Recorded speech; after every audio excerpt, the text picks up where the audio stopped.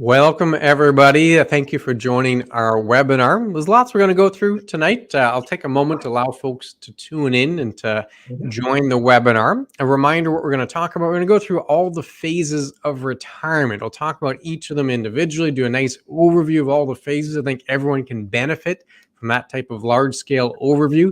And then we're going to zoom in. We're going to look specifically at the early years of retirement, the first couple of years of retirement. And I'll provide some details, some tips of how to handle those initial years. You retire, then what, right? We're going to help answer that question, do a deep dive on that phase of the whole retirement program, all the different phases of retirement. We'll start by looking, well, actually, before I get too far ahead here, Kevin, you got to keep the folks happy. You got to keep the lawyers in check here. Exactly. So I do have to provide the disclaimer on the screen here. I'll make it large so everyone can see some of the detail there. I will mention as that is happening, if you want to participate, certainly do so. You simply type into the comment section. We can see those comments regardless of the platform you're on. It all kind of gets aggregated so we can see it, and we'll respond to them as we go. And we'll also leave time at the end for questions in addition. So you certainly have opportunity to participate in the event. And we'll get going here. We'll start talking about the different phases. We'll start with that large-scale overview that I talked about and then dive deeply into the one beginning phase, that early active phase of retirement. So here are the 5 phases. So make this large so everyone can see. You can see before retirement, we got 2 of the 5 phases there. You have the accumulation phase, which is largely habit-based. You're spending less than you're making. You're putting some money aside. You're also paying down debt. And then when you get give or take 15 years from retirement, well, now you're worrying about, have you saved enough? You're doing more forecasts to see what does that retirement plan really look like. That's the pre-retirement phase, the yellow circle. Then you actually get into retirement. You can see the active, passive, supported, the green, blue, and purple circles on the chart there. And we'll go through all of them, and then we'll dive deep into that green circle, the early or the active phase of retirement. But let's start with a little overview that can help out everyone that goes through all the phases, Kevin.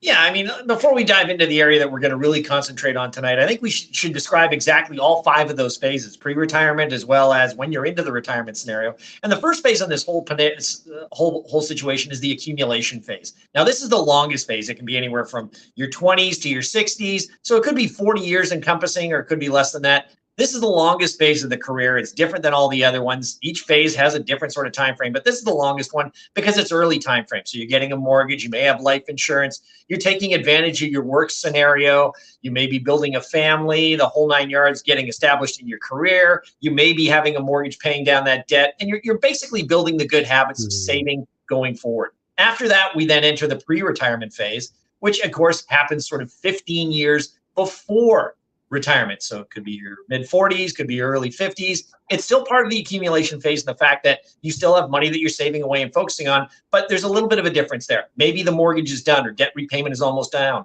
You're paying for kids' education, or maybe that's all covered. You're increasing your savings rate to make sure that you can start dealing with things. But the biggest factor is you're starting to focus on that retirement budget. That's a big one. You're starting to figure out, what am I going to need in retirement? What am I going to do? From there, we then enter into retirement. All of a sudden, we get to that first phase, which is the early retirement or active phase. Now, this is usually from when you start retirement to your early 70s. For most folks, again, this is when you're still active. You're still mobile. You still have everything going on. You want to travel. You want to do hobbies. You may have part-time work. But basically, you're taking that pre-retirement lifestyle and you're moving it into the early retirement. So the biggest factors you're concentrating on, the 4 are your budget, your health benefits, you're adjusting to the new routine because you're no longer a work person, you're now a retirement person, and you're looking at how to tax efficiently withdraw money that you've been saving for years. This is a very important phase, and these are the big 4 factors you got to look at for that. After your early retirement, of course, you move to that mid-retirement stage. You're settling in. I mean, routine has been there for a while. You're probably in your late 70s to 80s. You're less active. You're not as mobile as you used to be. Travel there is not as big a deal. And your living accommodations. All of a sudden, the big house with 2 stories, maybe stairs become a difficulty, or, yard work that you wanted to do isn't there anymore. So you're looking at other alternatives, and you're starting to plan that estate and making tax planning situations going forward. Finally, you hit to more of that later retirement, or what we call the supported phase. And this is often when your costs start to increase again. And the reason is, you're acquiring healthcare. Maybe you're living in a new retirement home and there's a lot of cost to deal with that. You're getting meals made for you. You're not moving around as much, or you're not going as many places. And again, the big financial focus at this point is basically the estate and tax planning there. You're not worried about the accumulation or withdrawing enough money. So these are sort of the 5 phases in more of a nutshell scenario, giving you that sort of high-end look as to what each one is. And we'll concentrate on one a little bit more. Yeah, and before we get into them there, how do you progress through the phases is a common question. And it does vary because the phases are not all the same length. It'd be nice if there's a nice organized schedule so you know what to focus on exactly when, and you can plan it so far in advance, but that's not the case. For the 2 phases prior to retirement, and I'll pull this back up so that everyone can see, you got the accumulation and the pre-retirement phase. For those ones, what progresses from one to the other has more to do with age and with wealth. As you're accumulating more wealth, you have more finances. Well, you're out of the accumulation phase, more into the pre-retirement. Also with age, when you give or take 15 years from your targeted retirement date, well, you're probably in that pre-retirement phase. And then during retirement, what determines the progression from one phase to the other has to do with health. Unfortunately, that's simply the case. Early retirement, you're going to be in good health. You're going to be very active. And then as health kind of deteriorates a little bit, you get into the middle portion of retirement. And then the latter years is when you're going to need a little bit of assistance with health care and in a more of a supported phase. So we don't know how long those phases are going to be. So it's hard to plan exactly from one to the other. It's going to be the health that determines the length and how you progress across the 5 phases.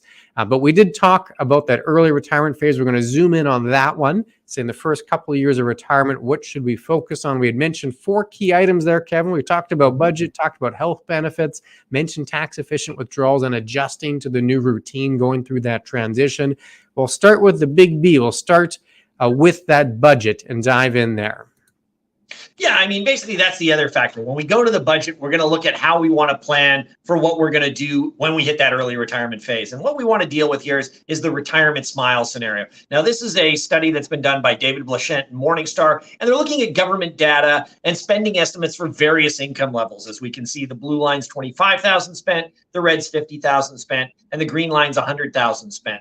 And what we're finding just by looking at this is sort of that you get that big focus there that right in the beginning of your early retirement, you're spending your money. Whatever your pre-retirement budget is, you're basically spending that in retirement because that's the early phase. I mean, you're still in that honeymoon sort of scenario. You're traveling maybe more, you're visiting friends, you're going out and having dinners, you're still dealing with that entertainment.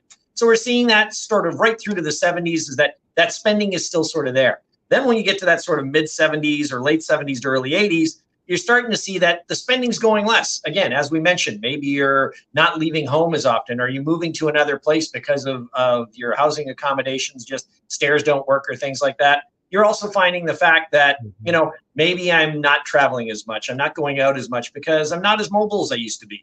So all of a sudden your costs start to reduce quite a bit. And then when we see sort of that late 80s, 90s and upward, all those costs start to ramp up again. Again, as we mentioned beforehand, what you're starting to see is, well, maybe I'm paying for a senior's care home that I'm in, or I'm paying for healthcare. I'm getting meals made and things along those lines, or I have medical situations where I need to pay for prescriptions and stuff along that line. But basically what this whole scenario shows is that you get a smile out of it. You're spending a lot in the beginning, you go down a little in the middle, and then you're spending a lot at the end, that U-shaped form. But one thing that's really important to notice on this whole scenario is it doesn't matter what income level you have, you tend to have the same scenario. It's age related more than it is income related. So the 50,000 is spending the same as 100, same as 25 at the same sort of time frames. So what we're really getting out of this chart and this data study is that the data we're getting here is backing up our 3 phases of retirement: the active, the passive, as well as the supportive in that sort of scenario. So our big scenario to remember is that, we don't have to plan for 82 right to the penny or anything along those lines. We have some sort of fluctuation we can deal with. But what we really need to notice is that we're focusing on a pre-retirement lifestyle. And that is the first retirement phase, is focusing on what your pre-retirement is, getting you in to your retirement and how your active portion of early retirement is going to last. Yes, we're looking at the early retirement, that first phase of retirement, and we're going through some of the tips. And when we talk about budget, there's a few good takeaways there. And one I'm going to hit right away is you got to be realistic with your spending habits. Often, one thing we see is perhaps someone has a target date of retirement of 65, and they get to 62 and decide, if I cut this out of the budget, I cut down a little over here, it works. the forecast is on track, I can retire right away, which is not a good idea. It's harder than you think to change those habits. So to be realistic with the routine, with the spending habits, to actually just get an accurate reflection of what you're currently doing is a better idea than to try to cut and make it fit a particular retirement date. And if you're really realistic about that, one thing to be aware of is you don't have to be to the penny accurate. Like some folks will come back and say, hey, we spend $5,320.15 every month. Well, that's fantastic if you do track it to that level, but not required, right? We're looking for an accurate ballpark estimate when it comes to the budget. So try to get a good idea of the spending habits, looking at the pre-retirement lifestyle, and get it within a couple $100 a month. That would be fairly accurate. And then, of course, and this is a big one, it's not set in stone. You can adjust as you go through the phases of retirement. Certainly that first phase that we're talking about, in that first phase, you want to update the budget within 12 to 24 months because you're adjusting to the new routine. There could be a lot going on as you set the new routine, and the consumption patterns, the spending patterns also adjust. So you want to make sure the budget's accurate and a reflection of that. And then even throughout retirement, you don't have to continually do it every single year or 2 years, but you do it perhaps initially 12 to 24 months after retirement, and then you update every 4 or 5 years. And that'll be one of the indicators of how you go through the phases. You'll notice the spending patterns will adjust, and you can update your financial plan accordingly. So that's a little tip for the early phase, as well as something you could do throughout retirement as you go through the different phases. So we covered budget there. A reminder, those 4 pieces we're going to look at as a result of those early years of retirement. Budget was the first one, and then health benefits here, Kevin, an often overlooked area, is number 2 on that list.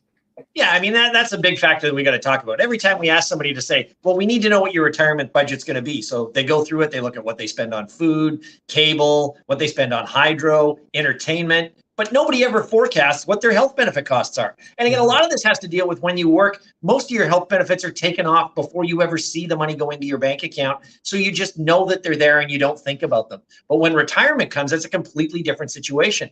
9 times out of 10, a lot of people are not going to have those benefits once they end. So you should start thinking about where your health benefits are going to be. Now, some plans at your work may allow you to carry on, but they usually have a short window for when you can accept that as well. Maybe in 90 days, you have to decide. And if you don't do it then you have to start searching for plans. One thing to remember about these plans, though, is that no one size fits all.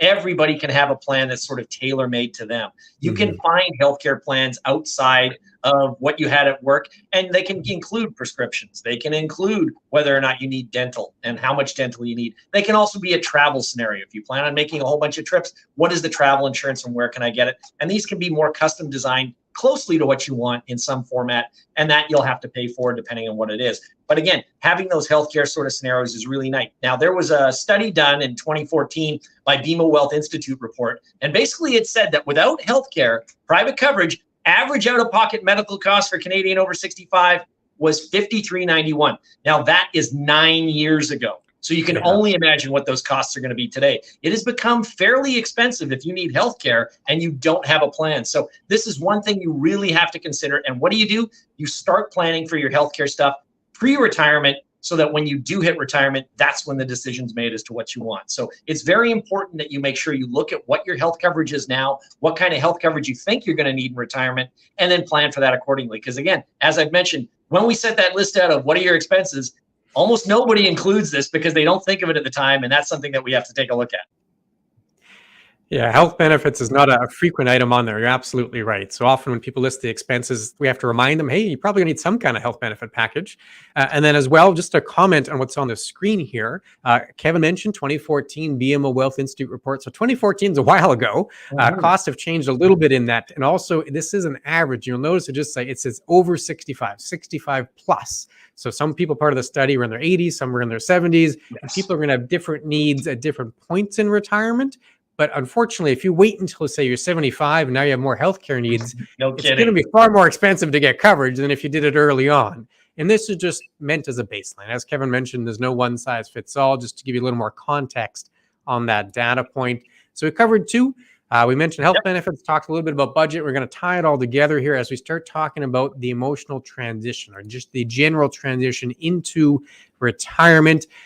And there's a lot of pieces that come into retirement. A lot of times we focus on the financial side, right? And so far, that's what we've done too, talking about budgets, talking about health benefits and cost. And often a lot of the marketing around retirement does the exact same thing. It shows people on the dock, people on the golf course, they're spending money, they're not worrying about it. And I understand the financial freedom aspect of retirement. That's certainly important, but also to keep in mind, and I mention this because the emotional side does actually impact the financial side. So you have to be aware of both.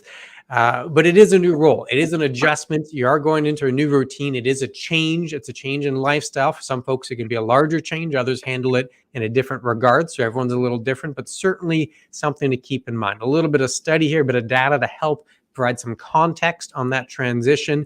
You have Robert C. Atchley.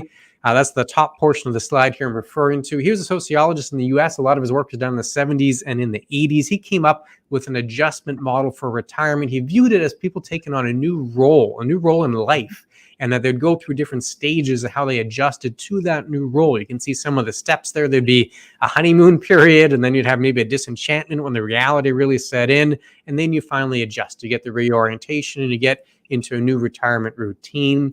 So he had that theory, the model, and then you had some data study by Reitz and Mutran. That was in the early 2000s, about 20 years back, but they followed people around for about 2 years, the first 2 years of retirement, to see, well, how did things change? What was their attitude like toward retirement, their contentment level? They went through a couple of steps. Now, their model they were testing had 5 stages. Atchley's had 6. There is a bit of a difference there, but the data essentially backed up that adjustment period, and it backed up the idea that people go through this transition as they adapt to a new role. And I'll put up a couple of details here. This is the study. Reitz and Mutran created a graph based on their data, and you can see a pretty good pattern there, Kevin. You can see a bit of the honeymoon phase. Hey, we're retired. It's like vacation. We're loving it. You see this peak of positive attitudes towards retirement about 6 months in, and then a bit of a drop, a little bit of a decline as you get into that disenchantment phase, and the reality of the new situation kind of sets in, that it's not all roses and puppy dogs, or if life still happens. And then eventually you get the reorientation, and you'll notice as those positive attitudes recover, they don't surpass the prior peak, but they do certainly come back up. And this adjustment portion can take time. Some people it takes a year, some people it takes 18 months, 2 years. Everyone's a little different, but the idea is that this can impact your spending. So as you go through these different phases, what you're spending money on and the overall level of spending could also change. So we talked about updating your budget in the early years of retirement within 12 to 24 months. This is part of the reason why. It's because as you go through that adjustment period, it could impact what happens on the financial side. It can impact your spending. So be aware of it. Everyone's going to be a little different. There's no magic solution to make it just go away. You kind of just have to go through it and adjust to the new routine. But if you have your expectations properly set and you understand that this can impact the financial side, and then you update your budget 12 to 24 months in, once that new routine is kind of set, you'll be on a good track. But we're talking about transition here, Kevin. We're going to talk about being happy in retirement. So let's add a little more data. Yeah, I mean, that's another factor. I mean, as you mentioned, retirement is not strictly a financial scenario. It's also an emotional one. And as you mentioned through that process, I mean, permanent vacation to begin with, that's great. And all of a sudden it sets in that, wow, this is just not permanent vacation anymore. I've had my 6 months of vacation. Now I got to set myself in reality. But what they actually have to happen and take a look at for your entire retirement is there was a survey that was done by AgeWave. And they were asked to select a number of different ones. You didn't have to select just one reason why you would have a healthy and happy retirement. You could select a variety of them. And what we really find out, especially from this study right here, is that financial security is not the most important thing in retirement. It's health. And again, if you take a look at any of the commercials that have ever been on TV, they show, as you've mentioned, there's people fishing. They've gone on vacation. They're sitting on a beach somewhere. They're enjoying life that way. They're playing pickleball. They're doing a variety of other things. The only way you can do a lot of that stuff is if you have some good health to begin with. You're active, you're mobile, you can do it. Even in seniors' homes, they mention all the different plans that you can have. People are having dinner with friends and everything else. So everybody figured that the best thing that's gone on, you need to have good health to have a happy retirement. Now, don't get me wrong, financial security is definitely a piece of this, and you have to have some form of a financial plan to be able to go forward with your retirement. And again, as we mentioned, loving family and friends, you combine all of that. That's the biggest factor that's going to go on with your healthy and happy retirement. But it is an emotional scenario. You have to have some sort of health. As they mentioned, you can't buy health. That's the one thing that, everybody would give up the money if they could have health to go on and on and on. But financial security is there. So as we mentioned, it is an emotional scenario. Don't just concentrate on the money aspect. You need to be able to have good health going forward, whether that's taking care of medical and starting to look at it in your pre-market years. So getting into that sort of routine for exercise, making sure you have those hobbies that you want to do outside that can keep you in good health, eating the right things. All of those are important to maintaining a happy and healthy retirement.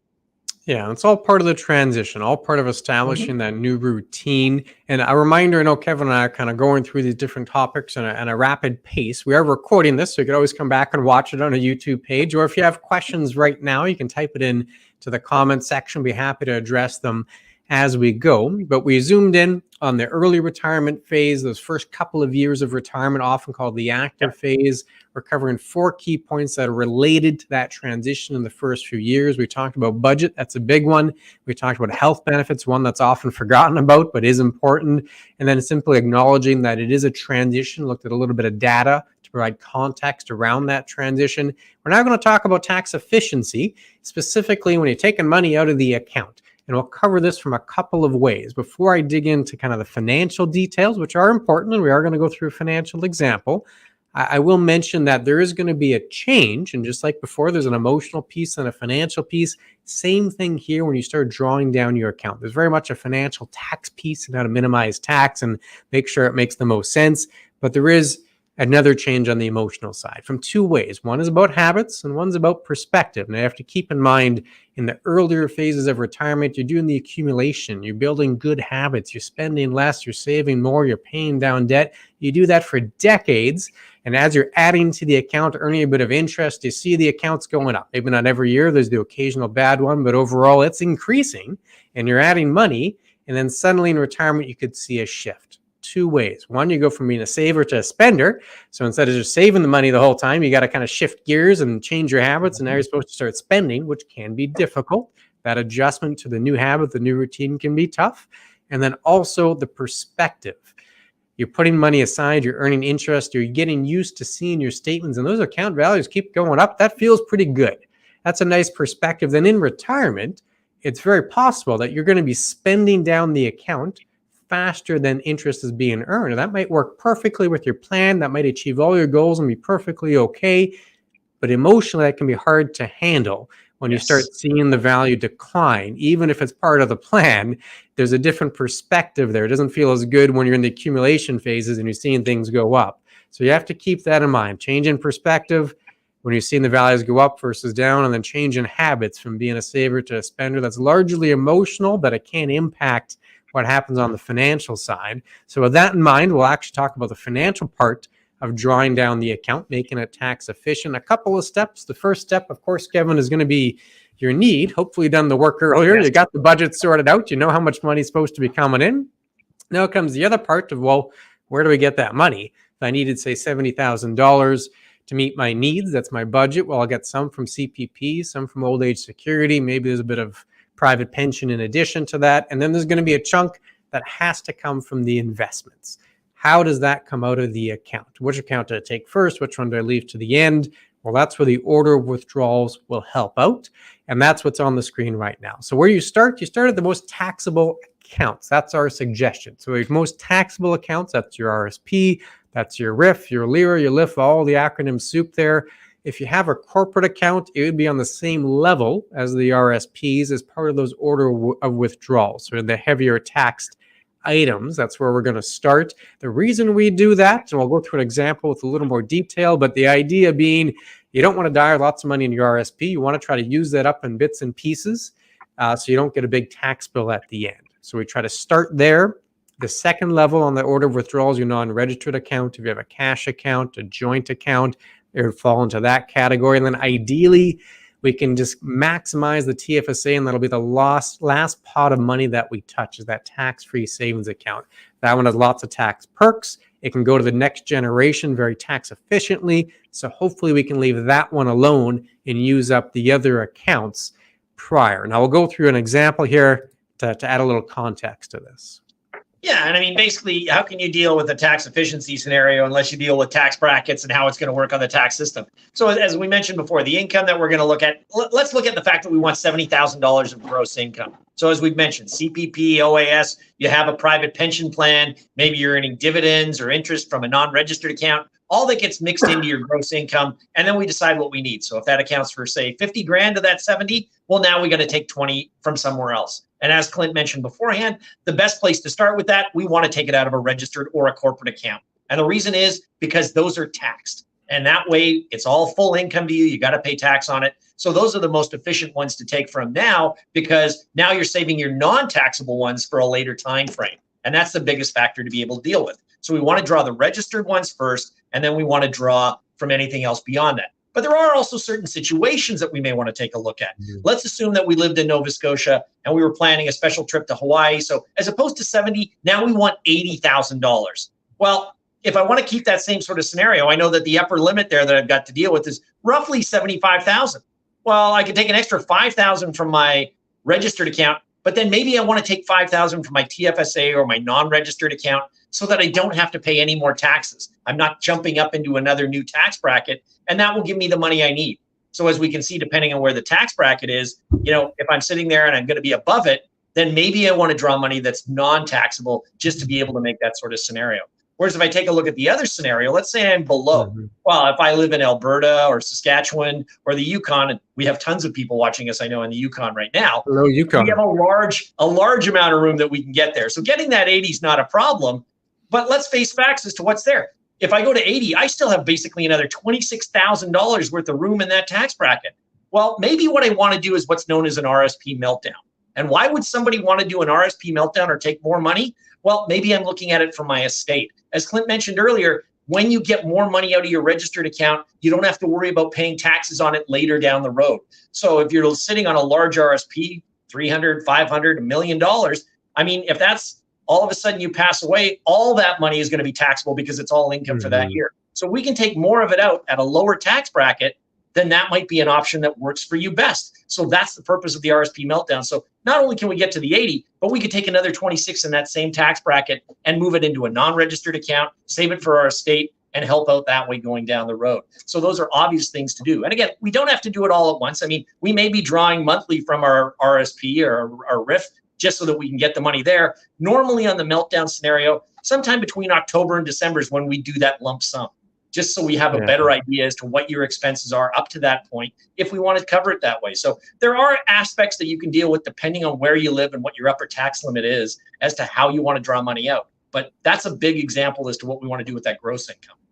Yeah, and there's a lot to go through, so we'll do a quick little recap here. Reminder, you can type questions into the comments section if you like, and we're happy to address those and to answer those. But we're talking kind of tax efficiency, early years of retirement, taking the money out, and Kevin kind of mentioned a few things. One is, if we use that Nova Scotia example, if you wanted 80,000, now the slide says 70, but let's assume you need 80.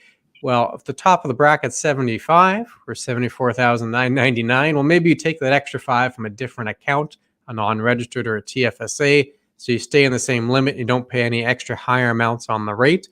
Or the meltdown scenario you talked about, which is the opposite. Let's say you're under, you say you live in Alberta and you're taking out 70,000 or even 80,000 in terms of your overall gross income. You can take a little extra from the RSP to help melt it down. We do that because RSP is unfortunately very heavily taxed.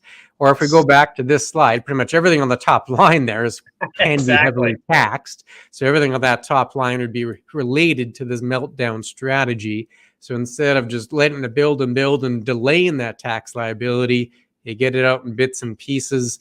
You do it over time, ideally within the same tax bracket, so the rate's not any higher, and you slowly melt down those accounts.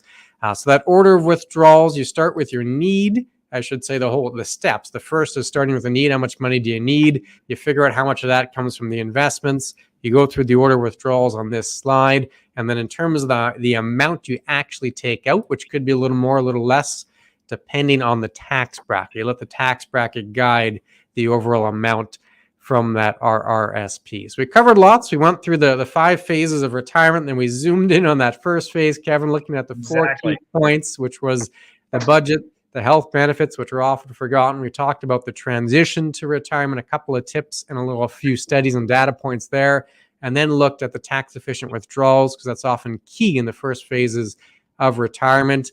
We'll hang on a little longer to see if there are any questions that come up, whether you want to type them into the comment section, or if folks don't want to type them in. Kevin, where can they go to get their questions answered? They can go to chatwithclintonandkevin.com. We are more than happy to answer any questions you have on the early retirement phase, any of the pre-retirement phases, or any of the stuff that we've discussed tonight. If you have questions that are not related to this, again, anything sort of financial, please send it to us. We'd be more than happy to answer any of those or guide you to the right place dealing with taxes or things along those lines. So, I mean, by all means, answer, give us questions. We are very happy to have anything that we can to try and help you out with your financial situation. There's no cost to send us anything for this. So that's always a nice aspect to have. A lot of people want that. No, we'd be here. We want to make sure that you get the best financial information that you can to help you make the right decisions for your retirement or whatever goals that you're setting out going forward.